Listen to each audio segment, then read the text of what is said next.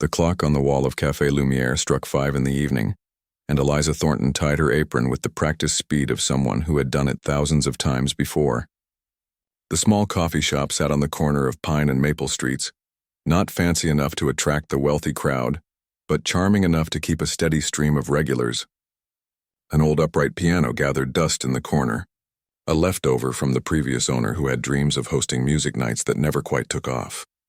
"Order up for table 7, called out Pete, the cook who had been at the cafe even longer than Eliza. His gray hair stuck out from under his chef's hat, and smile lines framed his eyes. Eliza grabbed the plates of steaming pasta and moved between the tables with ease. After 10 years working here, she could navigate the floor with her eyes closed if she needed to.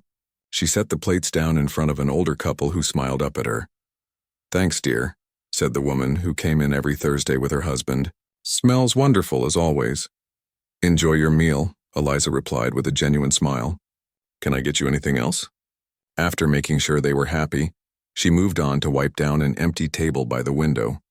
Outside, the autumn leaves danced across the sidewalk, the late afternoon sun casting long shadows. Something about this time of day always made Eliza feel a bit wistful. Maybe it was watching people hurry home to their families while she still had hours left on her shift. As she worked, she hummed under her breath. Without even realizing it, her mind wandered to Chopin's Nocturne in E-flat major, a piece she had practiced over and over in another life. Her fingers moved slightly as she wiped the table, muscle memory from years of piano lessons throughout her childhood and teen years. "That's beautiful," said a voice, startling her out of her thoughts. A young woman at the next table looked up from her laptop. "What is that melody you're humming?" Eliza felt her cheeks warm a little. Oh, just an old piano piece. Nothing special, but it had been special once. Music had been her whole world, her escape, her joy, her future. She had been accepted to the state music school with a partial scholarship when she was 18. Just 2 weeks before classes started, her father had his stroke. With her mother already gone and no other family to help, the choice had been clear. Her father needed care, and the money set aside for school went to medical bills instead. She shook off the memory and smiled at the customer. "Can I get you a refill on your coffee?" The next few hours passed in the familiar rhythm of the dinner rush. Eliza moved between tables, took orders, delivered food, and cleared dishes. The work wasn't hard, but it kept her on her feet and her mind busy. That was something she appreciated, especially when old dreams tried to surface. "Hey, Elise, can you stay an extra hour tonight?" asked Linda, the cafe owner, a kind woman in her 50s with curly hair that seemed to have a mind of its own. "Tanya called in sick and I need to get home to let the plumber in." "Sure, no problem," Eliza said. It wasn't like she had plans waiting for her. Her small apartment above the bookstore 3 blocks away would be empty and quiet as usual. The only one expecting her was her old cat, Maestro, who wouldn't mind if dinner came a bit late. As the rush died down, Eliza took a moment to catch her breath at the counter. Her feet ached slightly in her sensible black shoes. She watched as a young man sat at the piano, surprising her. Most people didn't even notice it was there. He lifted the dusty cover and ran his fingers over the keys without pressing them down. Then he tried a few notes and winced at how out of tune they sounded. He closed the cover again and went back to his table where his friends waited. Eliza felt a strange disappointment. For a moment she had thought she might hear some music, real music, fill the cafe. When was the last time that piano had been played properly? Linda had mentioned once that it needed tuning, but since no one ever used it, why spend the money? The bell above the door jingled and a family with 2 young children came in. Eliza grabbed menus and led them to a booth. "Do you have coloring pages for the kids?" the mother asked hopefully. "Of course," Eliza said, pulling some from under the counter along with a small box of crayons. She watched the children's faces light up and felt a small pang in her chest. At 32, she had once thought she'd have her own family by now. Life had other plans. Between serving the family and handling the other remaining customers, Eliza found herself near the piano again. Without thinking, she ran a finger along its wooden side, collecting dust. This poor thing deserved better. On impulse, she grabbed a clean cloth and quickly wiped down the outside of the piano. It wasn't much, but it felt right somehow. When the cafe finally emptied out around 9, Linda waved goodbye, leaving Eliza to close up. This was the part of her job she minded least, the quiet after everyone had gone. when she could move at her own pace and let her mind wander. She finished washing the last of the dishes and swept the floor, humming to herself again. This time it was a piece she had composed herself years ago, something that had never been written down or played for anyone else. The melody had stayed with her, though, showing up in quiet moments like this. Eliza glanced at the piano. No one was around. The cafe was closed. She hesitated, then walked over and lifted the cover. The keys were slightly yellowed with age, but they called to her fingers like old friends. She sat down on the bench and placed her fingers lightly on the keys, not pressing down yet. It had been so long. Would she remember how to play? Would it hurt too much to find out? Taking a deep breath, she began to play softly. The piano was indeed out of tune. Several keys noticeably flat, but she didn't care. The feeling of the keys beneath her fingers brought back a flood of memories. Hours of practice in her childhood home. Her mother watching proudly from the doorway. Competitions where her hands shook with nerves until the music took over. She played a simple melody at first, testing her rusty skills. Then, gaining confidence, she moved into the Chopin piece she'd been humming earlier. Her fingers stumbled over some of the more complex passages, but muscle memory was a powerful thing. By the end of the piece, she was playing with more confidence, her body swaying slightly with the music. When the final notes faded, Eliza sat in silence for a moment, her heart full of an emotion she couldn't quite name. It wasn't exactly sadness, but a bittersweet recognition of something precious that had been set aside for too long. The sudden sound of clapping made her jump. She turned to see Linda standing in the doorway, keys in hand. "Sorry," Linda said with a warm smile. "I forgot my phone and came back for it. I had no idea you could play like that."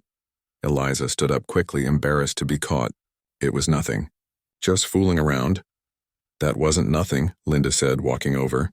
"That was beautiful, even on this old out-of-tune thing. Why didn't you ever mention you could play?" Eliza shrugged, not meeting Linda's eyes. "It never came up, I guess. It's just something from a long time ago." Linda studied her for a moment, then said, "I've been thinking about getting this old piano tuned for ages, maybe even starting up some music nights like the previous owner wanted to do. What do you think?" "It might be nice," Eliza said carefully, not wanting to show how much the idea excited her. "Could bring in some new customers. Would you play?" Linda asked. "Even just one night to see how it goes." The question hung in the air between them. Part of Eliza wanted to say yes immediately, to grab this small chance to reconnect with her passion. Another part of her, the part that had carefully packed away those dreams years ago, was afraid of what it might feel like to let herself hope again. "I'd need to practice," she said finally. "It's been a long time." "That's not a no," Linda said with a smile. "Think about it, okay? No pressure." After Linda left, Eliza finished closing up the cafe, her mind spinning with possibilities she hadn't allowed herself to consider in years. As she locked the door and stepped out into the cool night air, she felt something stirring inside her, a small, fragile thing she didn't dare name yet. Walking home under the streetlights, she found herself planning which pieces she might play if she said yes to Linda's offer. For the first time in longer than she could remember, Eliza fell asleep that night with music playing in her head, and a feeling that tomorrow might hold something new. A week had passed since Eliza's late-night piano session, and she still hadn't given Linda an answer about playing for music night. Every time the cafe owner looked at her with raised eyebrows, Eliza would find some task that urgently needed her attention. Deep down, she knew she was being silly. What was the worst that could happen? A few customers might hear her play, they might not like it, and life would go on. But something kept holding her back. Tuesday evening arrived with dark clouds and the promise of heavy rain. The weather had kept many of the regulars away, and by 7 o'clock, only 3 tables were occupied: a college student with headphones drowning in textbooks, an elderly couple sharing a slice of pie, and a businessman tapping away at his laptop. Eliza wiped down the counter for the 3rd time, glancing occasionally at the piano in the corner. Linda had mentioned calling a tuner, but so far the instrument remained untouched. Perhaps it was for the best. Why stir up old dreams? The bell above the door jingled, pulling Eliza from her thoughts. She looked up to see a man stepping inside, shaking raindrops from a worn umbrella. He appeared to be in his late 60s or early 70s, with silver hair combed neatly to one side, and a posture that suggested he had once been much taller. before age had curved his spine slightly. His clothes were clean but clearly old, a beige sweater with leather patches on the elbows and dark pants that had been pressed many times. Over the years, there was something about his face that caught Eliza's attention. Deep lines around his eyes spoke of both laughter and sorrow, and his gaze had a sharpness that seemed to take in everything at once. "Evening," Eliza said with her practiced smile. "Just one tonight?" The man nodded, returning her smile with one of his own. "Yes, please. Somewhere quiet if possible." His voice carried the faintest trace of an accent Eliza couldn't quite place. Eastern European, perhaps? She led him to a small table near the window, far from the other customers. "Our soup today is potato leek," she said, handing him a menu, "and the coffee was freshly made about 10 minutes ago." "Thank you," he said, studying the menu briefly. "I'll just have a pot of tea, please. Earl Grey if you have it." As Eliza turned to get his tea, she felt his eyes follow her. Not in an uncomfortable way, but as if he were trying to solve a puzzle. When she returned with the teapot and cup, he thanked her again, more warmly this time. "Not many places serve tea properly anymore," he commented as she set down the small pot. "With a warmed pot and everything. My wife would have appreciated that." She was English, was? Eliza asked before she could stop herself. A shadow passed over the man's face. "She passed 5 years ago. Cancer." "I'm sorry," Eliza said, meaning it. The man nodded, accepting her sympathy with quiet dignity. "Life goes on, as they say, though the music isn't quite the same without her." Something in the way he said music made Eliza pause. "Are you a musician?" The man's eyes brightened slightly. "All my life. Though these days I mostly listen rather than play. My fingers aren't what they used to be." He flexed his hands, and Eliza noticed the slight tremor. "And you? Do you play anything?" The question caught her off guard. "How did you know?" He smiled. "You have pianist's hands. Long fingers, and you move them a certain way when you talk. Musicians can usually spot each other." Eliza felt oddly seen in a way she hadn't experienced in years. "I used to play piano. It's been a while, though." "What a coincidence," the man said, glancing toward the corner. "There happens to be a piano right there." Eliza followed his gaze. "Oh, that old thing? It's terribly out of tune, may I?" he asked, already rising from his seat. Before Eliza could answer, the man was making his way toward the piano. The few customers in the cafe looked up with mild interest as he lifted the cover and ran his fingers lightly over the keys without pressing them. "You're right about it being out of tune," he said, pressing a few keys and wincing. "But sometimes beauty can be found even in imperfection." He sat down on the bench, and Eliza found herself moving closer, drawn by curiosity. The man closed his eyes for a moment as if gathering himself. Then his hands, despite their slight tremor, began to move over the keys. The first few notes were tentative, almost questioning. Then the melody took shape, something haunting and unfamiliar to Eliza. It wasn't classical in the traditional sense, nor was it modern. It existed somewhere in between, with a melancholy that reached into her chest and squeezed. Despite the piano's poor tuning, the music filled the cafe. The college student removed her headphones. The elderly couple stopped mid-conversation. Even the businessman looked up from his laptop, his fingers hovering over the keyboard. As the piece progressed, it seemed to gather strength and clarity, like a story being told by someone who had lived through every moment of it. There were passages of such tenderness that Eliza felt tears prick at the corners of her eyes, and others with an urgency that made her heart beat faster. When the final notes faded, silence hung in the air. For several seconds, no one moved or spoke. Then the elderly couple began to applaud, followed by the other customers. The man at the piano nodded in acknowledgement, a slight flush coloring his cheeks. "That was..." Eliza struggled to find the right words. "I've never heard anything like it." "Thank you," the man said, closing the piano cover gently. "It's something I've been working on for a very long time. Did you compose it?" Eliza asked, knowing the answer already but wanting to hear him say it. He nodded. "Yes, it's called Rain on Empty Streets, at least that's what I call it today. Tomorrow it might be something else." By now Linda had emerged from the back office, drawn by the music. "That was beautiful," she said, approaching the man with an extended hand. "I'm Linda, the owner. Please tell me you'll come play again." The man shook her hand. Anton Levsky. "And yes, I'd be happy to if you'll have me." The piano needs tuning, Linda said apologetically. I've been meaning to get it fixed up. It has character, Anton replied with a smile. But yes, a tuning would help. As Linda and Anton discussed the possibility of him playing regularly, Eliza returned to her duties, but she found herself listening to their conversation while pretending to wipe down tables.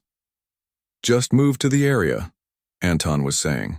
My daughter lives about 20 minutes away. After my wife passed, the house in Boston felt too empty. Well, you're welcome here any time, Linda said warmly. We've been thinking about starting music nights. Maybe Wednesdays or Thursdays. Thursdays would be good, Anton replied. And perhaps... He glanced over at Eliza, who quickly looked away. Perhaps your waitress might join me sometime. I suspect she has talent. Eliza felt her cheeks grow warm. She busied herself with the salt and pepper shakers at an empty table, pretending she hadn't heard. Later, as the rain continued to pour outside, Anton prepared to leave. He left a generous tip and thanked Eliza for the tea. I'll be back on Thursday, he said. Perhaps you'll reconsider playing something? Eliza shook her head. I don't think so. It's been too long. Anton studied her face. Music is patient, he said finally. It waits for us to return to it. When you're ready, it will still be there. He pulled up his umbrella. Until Thursday, then. After he left, the cafe seemed oddly quiet despite the steady drumming of rain on the windows. The college student had gone, and the elderly couple was preparing to leave. Only the businessman remained, now packing up his laptop. Who was that? Linda asked, coming to stand beside Eliza at the counter. His name is Anton Levsky, a composer, I think. Linda nodded thoughtfully. I'm going to call that piano tuner tomorrow. No excuses this time. She gave Eliza a meaningful look, and I still want you to think about playing. That night, as Eliza walked home through the now gentle rain, Anton's melody followed her. She couldn't get it out of her head. The way it had started so simply and then blossomed into something complex and beautiful. She found herself humming fragments of it, trying to capture what had moved her so deeply. In her small apartment, instead of turning on the television as she usually did, Eliza sat in silence, stroking Maestro as he purred in her lap. The melody kept playing in her mind along with Anton's words. Music is patient. It waits for us to return to it. For the first time in years, Eliza allowed herself to truly miss playing, not just casually as something from her past, but as a vital part of herself that had been set aside for too long.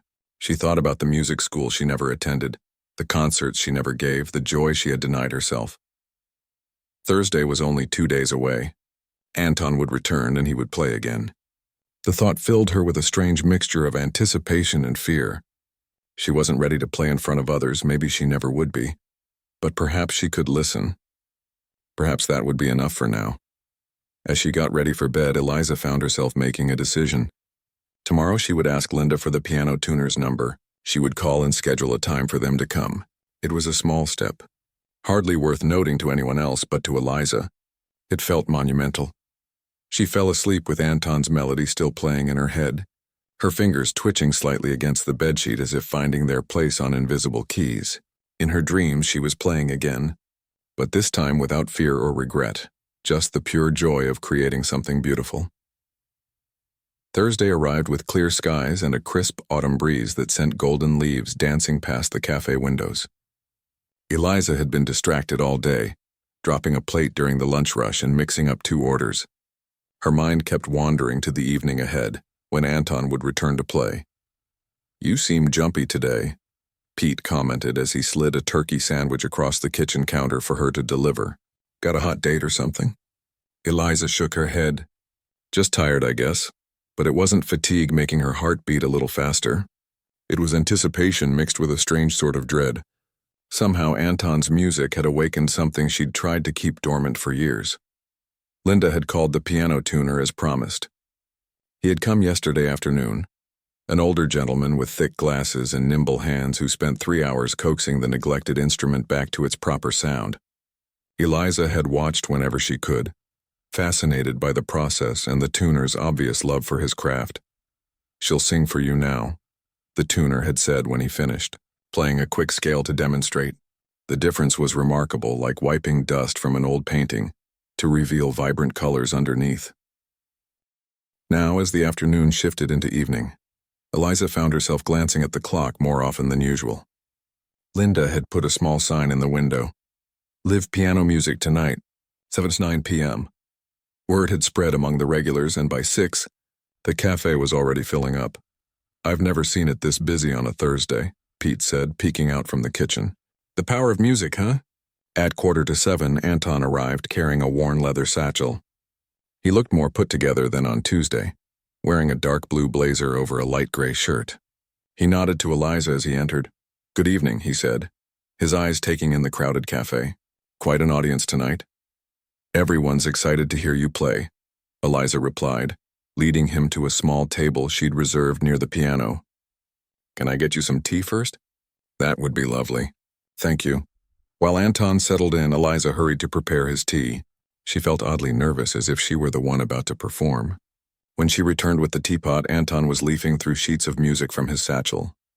The piano has been tuned, she told him. Just yesterday. I heard, he said with a smile. Linda called me. Very thoughtful of her. He sipped his tea, then asked casually, And will you be joining me this evening? Eliza nearly dropped the empty tray she was holding. Me? No, I couldn't. I'm working. Anton nodded, accepting her answer without pushing further. Another time, perhaps. At 7 o'clock precisely, Linda walked to the center of the cafe and cleared her throat. The buzz of conversation gradually died down. Good evening, everyone, she said, smiling at the packed room. Thank you all for coming to our first and hopefully not last music night at Café Lumière. It's my pleasure to introduce Mr. Anton Levsky, an accomplished pianist and composer who has graciously agreed to play for us tonight. Warm applause filled the room as Anton made his way to the piano. He settled onto the bench, adjusted it slightly, and turned to face the crowd. Thank you for your kind welcome, he said. Music has been my companion throughout my life's journey. Tonight I'd like to share some pieces that have special meaning to me, along with a few of my own compositions. He turned to the keys, took a deep breath, and began to play. The first piece was something classical that Eliza recognized. Bach, she thought, though she couldn't name the specific work. The newly tuned piano responded beautifully to Anton's touch, filling the cafe with rich, clear tones. For the next hour, Eliza moved between tables as quietly as possible, taking and delivering orders while trying not to disrupt the music. Anton played a mixture of well-known classical pieces and his own compositions. The customers were captivated, ordering in whispers and holding their applause until each piece was finished. During a brief pause while Anton sipped his tea, Linda came up to Eliza. This is amazing, she whispered. Every table is full and people are ordering more than usual. We should have done this years ago. Eliza nodded, watching as Anton returned to the piano. This time he began to play the haunting melody she had heard on Tuesday night. Rain on Empty Streets. She found herself pausing by the counter, dish towel in hand, unable to continue working as the music washed over her. The melody seemed even more powerful on the tuned piano, its emotional journey clearer and more defined. Eliza closed her eyes for a moment, letting the notes carry her away. When she opened them, she found Anton looking directly at her while he played, as if the music were a conversation between them. Something shifted in the piece then, a subtle change that probably no one else noticed. Anton added a new element to the melody, a counterpoint that seemed to be asking a question. Without thinking, Eliza began to hum softly along with this new line, her mind automatically filling in what might come next. When the piece ended, the cafe erupted in applause. Anton acknowledged it with a nod, then gestured toward Eliza. She quickly looked away, pretending to be busy with the coffee machine. After a short break, Anton played for another 45 minutes. By the time he finished his final piece, a lively Chopin waltz, it was past 9 and the crowd showed no signs of wanting to leave. They gave him a standing ovation, which he accepted with gracious bows. As people finally began to depart, many stopped to thank Anton and ask when he would play again. Linda, beaming with success, was already discussing a regular weekly slot with him. Eliza was clearing a table when Anton approached her. You have a good ear, he said without preamble. She looked up, startled. What do you mean? You were humming along to my composition. You picked up the melody instantly and not just the main theme. You followed the counterpoint I added in the middle section. Eliza felt her cheeks grow warm. I didn't realize anyone could hear me. I have good ears too, Anton said with a small smile. You have musical training, yes? More than just a few childhood lessons, I think. For a moment, Eliza considered brushing off his question with a vague answer, but something about Anton's genuine interest made her want to be honest. I studied piano seriously from age 6 until 18, she admitted. I was accepted to the state music school, but life happened. Anton nodded, understanding in his eyes. Life does have a way of rearranging our plans. He hesitated, then asked, Would you play something for me? Just a short piece. The cafe's almost empty now. Eliza glanced around. He was right. Only a few customers remained, all engaged in their own conversations. Linda was at the register counting the evening's impressive take. I don't know, she said, anxiety fluttering in her chest. It's been so long. Music is like riding a bicycle, Anton said gently. Your fingers may be rusty, but they remember. Before she could come up with another excuse, Linda called out, Yes, Eliza. Play something. I've been dying to hear you since I caught you that night after closing. Trapped by their expectant faces, Eliza slowly set down her dish towel. Just one short piece, she conceded, her heart pounding. She walked to the piano, each step feeling heavier than the last. The polished wooden bench was still warm from Anton's performance. She sat down, placing her hands in her lap while she gathered her courage. What will you play? Anton asked, standing nearby. Eliza thought for a moment. Debussy, Clair de Lune. It was always my favorite. She placed her hands on the keys, took a deep breath, and began to play. The first few notes were hesitant, her fingers stiff and uncertain. But as the familiar melody took shape, something wonderful happened. Her hands remembered. The music flowed from her fingers as if the 10-year gap had never existed. There were mistakes, a wrong note here, a stumbled rhythm there, but the essence of the piece remained intact. As she played the gentle, flowing phrases that evoked moonlight on water, Eliza felt tears prick at her eyes. Not tears of sadness, but of homecoming. When she finished, she kept her hands on the keys for a moment, not wanting to break the spell.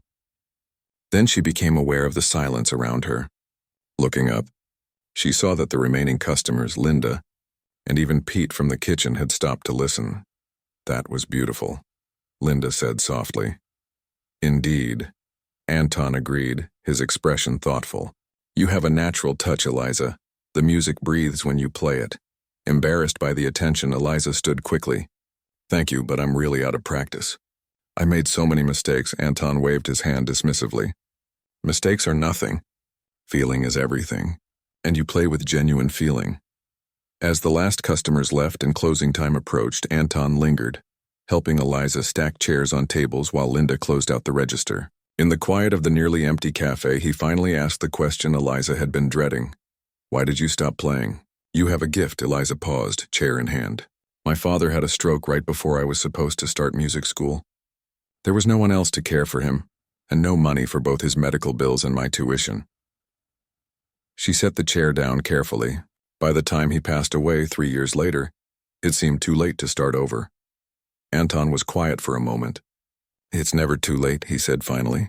Especially not for someone with your talent. I'm 32, Eliza said with a small laugh. Most pianists start their careers in their teens. I didn't publish my first composition until I was 40, Anton replied. Everyone's path is different. As he prepared to leave, Anton reached into his satchel and pulled out a folder of sheet music. Here, he said, handing it to Eliza. This is Rain on Empty Streets, the full score. I'd like you to have it. Eliza stared at the folder in surprise. But why? Because when you hummed along tonight, you understood what I was trying to say with the music, Anton said simply. That doesn't happen often. Look it over. Perhaps next Thursday we could play it together. I wrote it as a duet originally, though I've never performed it that way. Before Eliza could respond, he bid her good night and walked out into the autumn evening, leaving her holding the music that would change everything. That night, Eliza could barely sleep. Anton's sheet music lay open on her small kitchen table, the notes seeming to whisper to her in the quiet apartment. She had spent hours studying it after getting home, her fingers tapping silently on the tabletop as she tried to work out the rhythms. Rain on Empty Streets was more complex on paper than it had sounded when Anton played it. The piece shifted between time signatures, contained unexpected harmonies, and featured a duet section that would require perfect timing between two pianists. It was beautiful, challenging, and unlike anything she had played before. The next morning, Eliza called Linda before her shift. "I need Friday off," she said, clutching her phone tightly. "Just this once. It's important." Linda, still riding high from the success of music night, agreed immediately. "Take the whole weekend if you need it. You've barely used any time off in years." With 3 days free, Eliza did something she hadn't done in a decade. She went looking for a piano to practice on. The community center 6 blocks from her apartment had a small music room that could be rented by the hour. The piano there was nothing special. An upright Yamaha that had seen better days, but it was in tune and available. For 3 days, Eliza practiced until her fingers ached and her back protested. At first it was frustrating. Her technique was rusty, her hands stiff, her timing off. But gradually, hour by hour, it came back to her. The muscle memory, the feel of the keys, the way to shape a phrase with just the right touch. She worked on Rain on Empty Streets until she could play her part of the duet with confidence. She also practiced Clair de Lune again, determined to play it without the mistakes she had made at the cafe. In between, she revisited old favorites from her student days, Bach preludes, Mozart sonatas, and Chopin nocturnes that had once been as familiar to her as her own reflection. By Sunday evening, her hands were sore but stronger, and her heart felt lighter than it had in years. Music had always been her escape, her joy, her way of expressing what words could not. How had she lived so long without it? Thursday came around again, and the cafe was even busier than the week before. Word had spread about Anton's playing, drawing music lovers from beyond their usual neighborhood crowd. Linda had printed actual programs this time, listing the pieces Anton would perform. When he arrived, Anton seemed pleased but not surprised to see Eliza nervously waiting for him, still in her waitress uniform but with her hair freshly done and a touch of makeup on her usually bare face. "Did you look at the music?" he asked after greeting her. "I did more than look," Eliza replied, surprising herself with her boldness. "I practiced. Every day since you gave it to me." Anton's eyes lit up. "Wonderful. Then we shall play it together tonight, yes?" Eliza's newfound confidence wavered. "In front of all these people? I don't know if I'm ready for that." "You are ready," Anton said firmly. "But we will play it last so you have time to prepare yourself." As Anton settled in to begin his performance, Linda approached Eliza with a puzzled expression. "Why are there 2 chairs at the piano?" she asked. "Because I'm going to play too," Eliza said, the words feeling strange in her mouth. "Just one piece at the end." Linda's face broke into a wide smile. "That's fantastic. Should I announce it?" "No," Eliza said quickly. "No announcements. I might still change my mind." But as Anton played through his program and the evening progressed, Eliza's nerves began to settle. She watched his hands, his posture, the way he connected with the music. She served customers on autopilot, her mind already at the piano. Finally, after an hour and a half of solo performance, Anton paused and addressed the audience. "For my final piece tonight, I have a special treat," he said, his voice carrying easily through the hushed cafe. "This is a composition of mine called Rain on Empty Streets.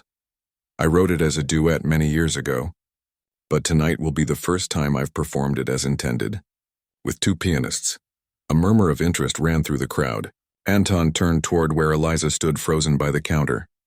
"Eliza," he called softly, "will you join me?" All eyes in the cafe turned to her. For a terrifying moment, she considered running out the back door. Then Pete gave her a gentle push from behind. "Go on," he whispered. "You've been humming that tune all week." On legs that felt disconnected from her body, Eliza made her way to the piano. She was acutely aware of her waitress uniform, so different from the elegant clothes a real pianist would wear for a performance. But Anton smiled at her as if she were dressed in concert black, and he shifted on the bench to make room for her. "Ready?" he asked quietly as she sat beside him. Eliza took a deep breath and nodded. Anton counted them in softly, and they began to play. The piece started with Anton's part alone, the haunting melody now familiar to the cafe patrons. Then Eliza joined in, her notes weaving around his in a delicate counterpoint. Her entrance changed the mood of the piece, bringing a new voice to the conversation. At first, she was rigid with concentration, her eyes fixed on the sheet music Anton had propped up for them. But as they continued to play, something magical happened. The cafe, the audience, even her own nervousness faded away, leaving only the music. Anton had structured the duet brilliantly.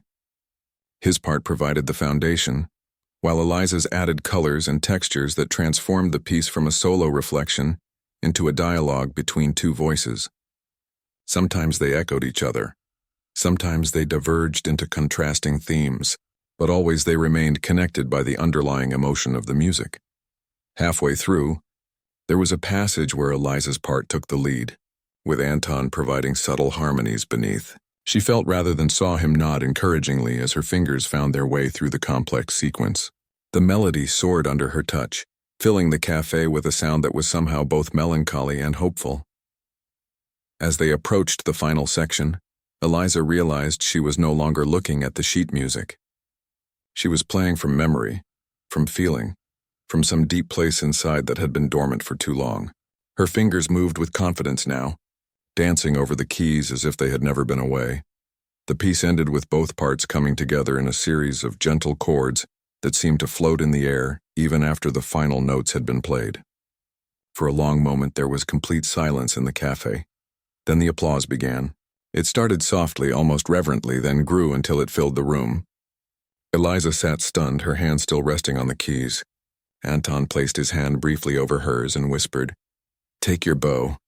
You've earned it." Together, they stood and faced the audience. Eliza felt tears pricking at her eyes as she looked out at the sea of smiling faces.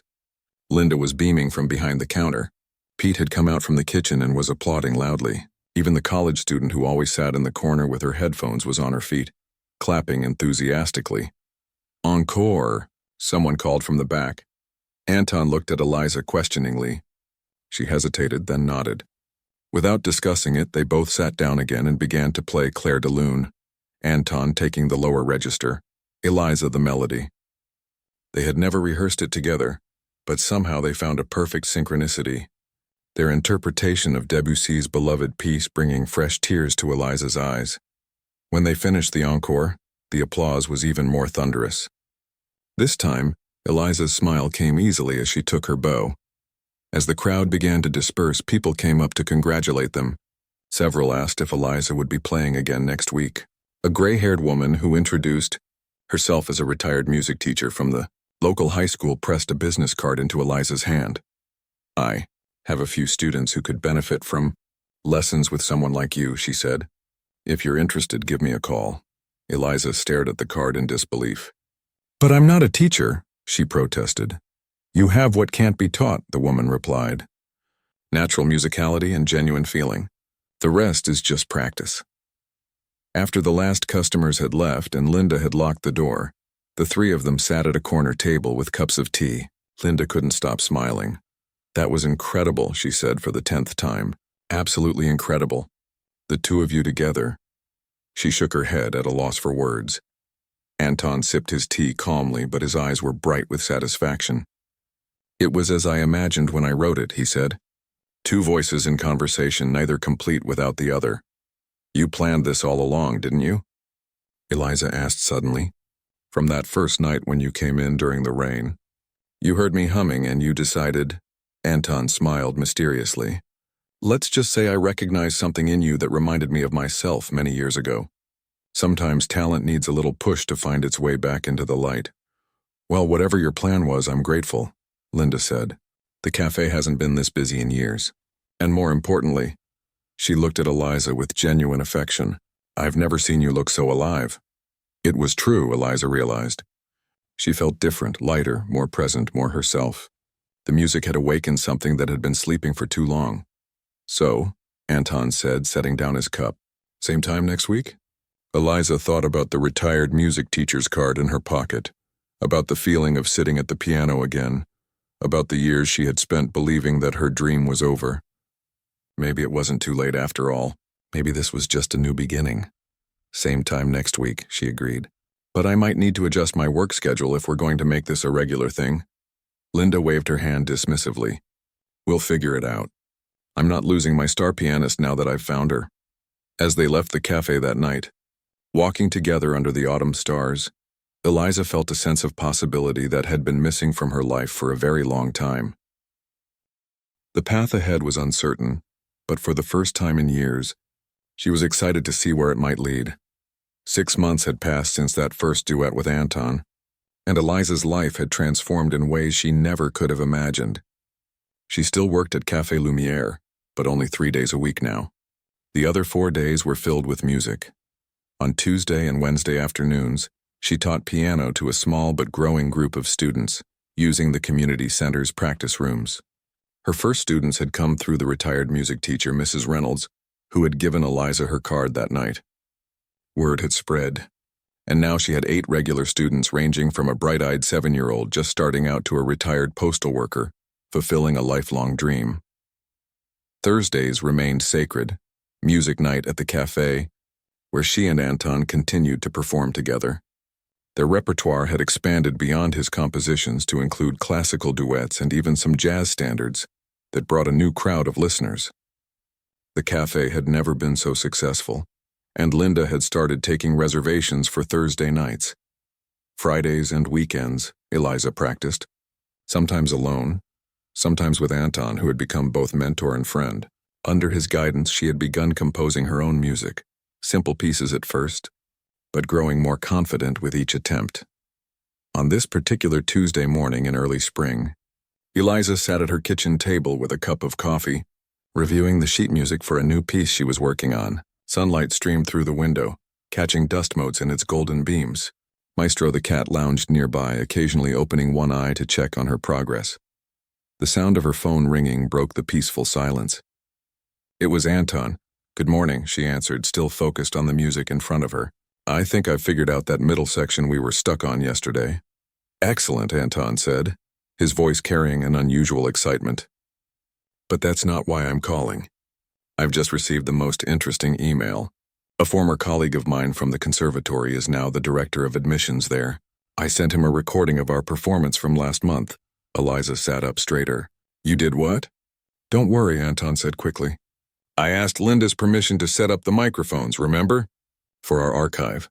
It was true.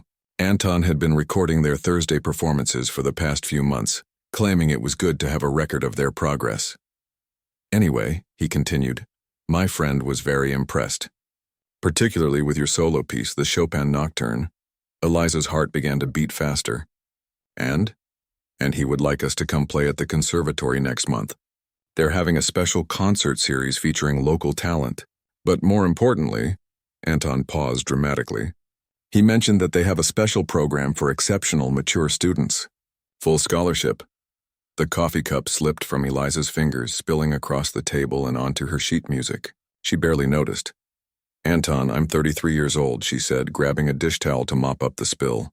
"I can't go back to school now." "Why not?"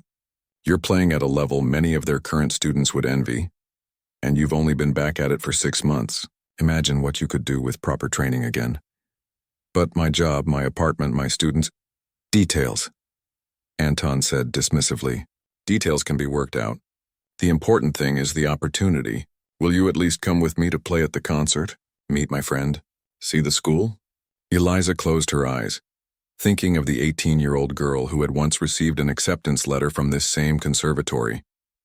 How thrilled she had been, how full of hope for the future, and then how devastated when she had to write back declining the offer.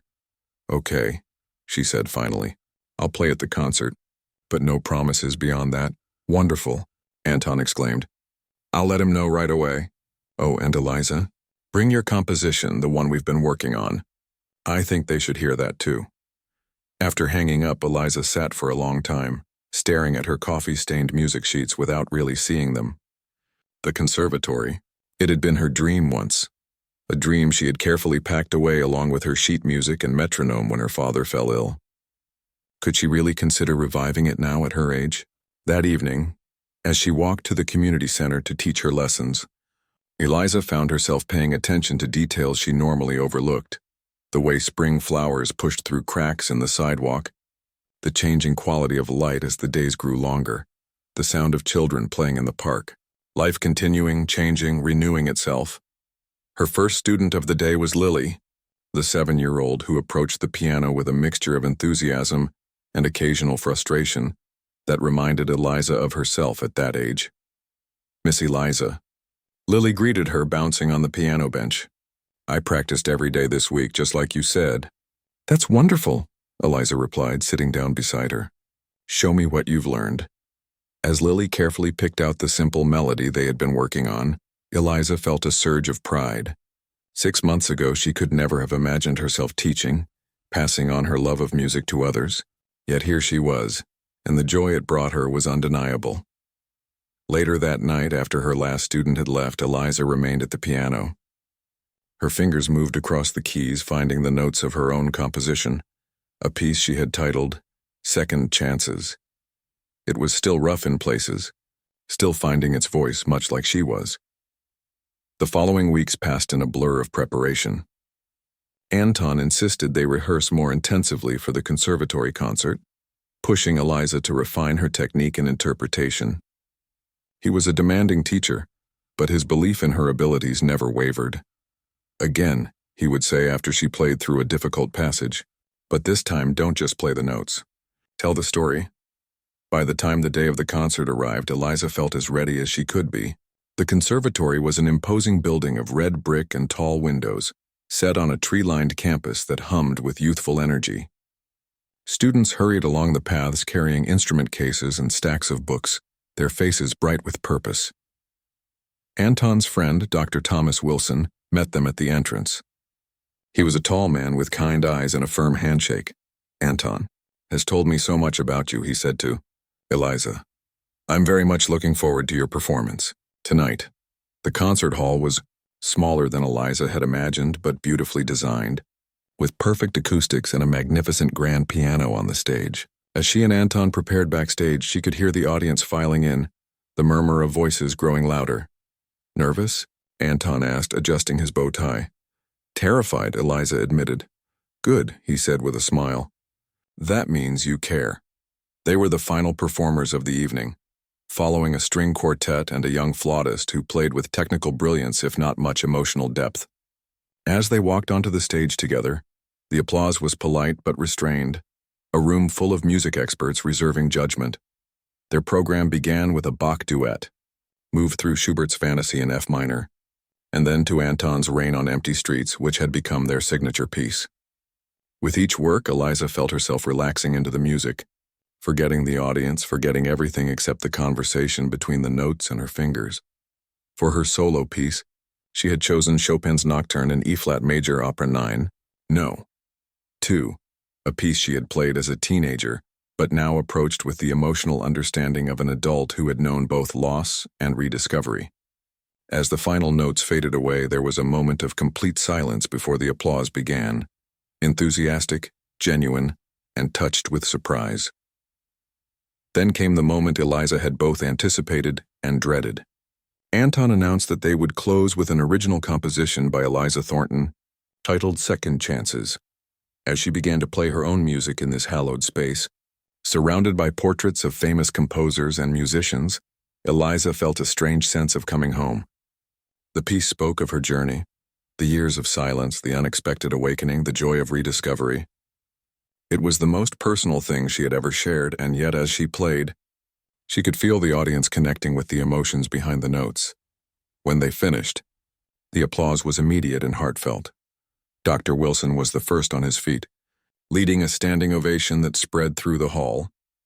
Eliza and Anton took their bows, her cheeks flushed with emotion and exertion. Backstage, Dr. Wilson found them, his expression animated. "Remarkable," he said, shaking both their hands. "Truly remarkable. Ms. Thornton, I would very much like to speak with you about our special admissions program. You're playing tonight?" He paused, searching for the right words. It had something many technically perfect performers lack: life experience, emotional depth, and your composition shows real promise. Eliza glanced at Anton, who was trying and failing to hide a triumphant smile. "I'm interested in hearing more," she said carefully, "but I have commitments, students, the cafe." "Of course," Dr. Wilson nodded. "The program is designed for people exactly in your situation, those with extraordinary talent who have taken unconventional paths. We can discuss the details over dinner, if you're free." That night, Over a meal at a small restaurant near the campus, Eliza learned about the scholarship program that seemed tailor-made for her circumstances, part-time study that would allow her to keep teaching and performing, with a focus on both performance and composition. It would mean moving closer to campus, Dr. Wilson explained, but we have housing available for scholarship students. As they discussed the possibilities, Eliza felt a growing sense of excitement. This wasn't the same opportunity she had missed years ago. It was a different one, perhaps even better suited to who she had become. 1 year later, Eliza stood in the wings of the same concert hall, waiting to perform in the student showcase. This time she was alone. Anton was in the audience, along with Linda, Pete, and several of her cafe regulars who had made the trip to support her. The past year had been challenging but incredibly rewarding. Moving to a small apartment near the conservatory, adjusting to being a student again among people mostly younger than herself, balancing her studies with teaching and occasional performances at the cafe. None of it had been easy. But every day she woke up grateful for this second chance. As she walked onto the stage, her new life felt both miraculous and inevitable, as if the path had been waiting for her all along. She sat at the piano, took a deep breath, and began to play her latest composition, the piano song that changed everything. In the audience, Anton smiled, recognizing the themes from their first duet woven into something entirely new, something uniquely Eliza's. The waitress who had once set aside her dreams had found her way back to them, transformed by a chance encounter, a beautiful melody, and the courage to begin again.